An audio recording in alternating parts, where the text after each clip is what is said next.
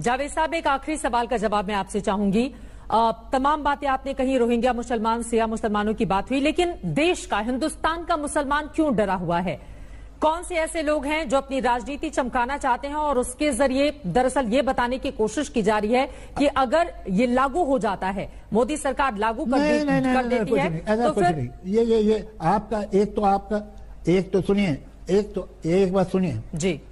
आपका as an anchor आपका सवाल है कि आप न्यूट्रल लहजे में बात करें। कौन से लोग हैं जो अपनी लीडरशिप चमकाना चाहते हैं? उसे तो आपका बायस मालूम होता है। आप एक साइड पे हैं, आप एंकर हैं, आप बीच में रहिए। पहले तो ये भाषा गलत इस्तेमाल कर रही हैं आप सरकार का जो आदमी ऐसा कहता है कि ये गलत है, वो अपनी लीडरशिप नहीं चमकाना चाहिए, उसके बारे में नहीं बोलेंगी आप। ये आपने तो तय कर लिया आप किस साइड पे है। जर्नलिस्ट को तय नहीं करना चाहिए वो किस साइड पे, उसे न्यूट्रल रहना चाहिए। अब सुनिए, पहले अपनी लैंग्वेज आगे ऐसी मत इस्तेमाल कीजिए। बात क्या है कि जो एनआरसी है क्या, जरा पता तो लगे। अभी कोई कुछ कह रहा है, कोई कुछ कह रहा है। हमारे प्रधानमंत्री कह रहे हैं, इसके बारे में बात ही नहीं हुई। अभी कैबिनेट ने कभी डिस्कस ही नहीं किया, कोई किससे ही नहीं हुआ। हमारे गृह मंत्री कह रहे हैं साहब वो तो हर जगह लगेगा। तो अब पहले एनआरसी कागज पे दिखाई तो दे कि ये है क्या, फिर बात करें उसकी। जहां तक ये बात है कि मैं आपको बताऊं कि हिंदुस्तान के करोड़ों लोग ऐसे हैं जो अपना बर्थ सर्टिफिकेट तो जाने दीजिए, अपनी बर्थडे नहीं बता सकते आपको। करोड़ों।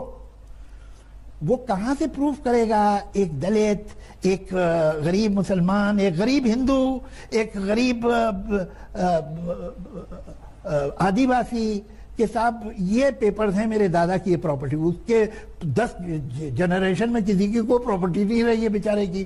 खेत मजदूर जो है कभी इस खेत पे काम करता है, कभी उस खेत पे काम करता है। हमारे बड़े बड़े शहरों में जो आते हैं गांव से लोग, जो ये बिल्डिंगें बनाते हैं, एक बिल्डिंग बनी वहां से हटा दिए गए, दूसरी बिल्डिंग पे जाके काम करने लगे। ना उनके पास घर, ना उनके पास अपने 2 जोड़ी कपड़े रखने की जगह नहीं होती है। उनके पास कौन से पेपर्स होंगे ये प्रूफ करने के लिए कि वो भारतीय है? कैसे करेंगे वो? अमीरों का प्रॉब्लम नहीं है। अमीर तो